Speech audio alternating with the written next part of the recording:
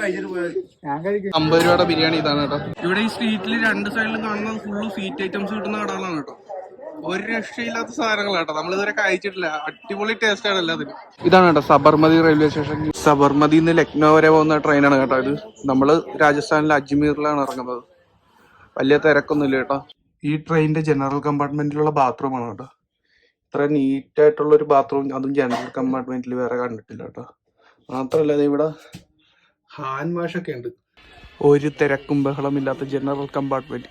സുഖമായിട്ട് കിടന്നിരുന്ന ഒക്കെ പോവാം. തോമായി പൂരിയും കിഴങ്ങേറിയും മേടിച്ചോണ്ട് വന്നിട്ടുണ്ട്. പൂരി ആൻഡ് കിഴങ്ങേറി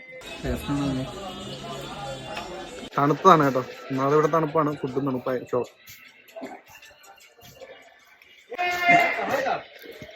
ഒരു വഴക്ക് കൊള്ളത്തില്ല കൈ. ഇതിന് പ്രാന്താണ്. മൊത്തം കഴിച്ചിട്ട് പോയത് അവിടെ തുടങ്ങി ശല്യം. ഇത് അത് വേണം, ഇത് വേണം, പൂരി വേണം. ഇവന്റെ വായയുടെ രുചിയൊക്കെ പോയി നോക്കുന്നു ഗൈസ്. ഇവൻ സൂപ്പറാന്ന് പറഞ്ഞിരുന്ന് കുത്തിക്കയറ്റുന്നത്. 8:30 ആയപ്പോഴത്തേക്ക് നമ്മൾ അജ്മീറിൽ എത്തിയിട്ടുണ്ട് കേട്ടോ.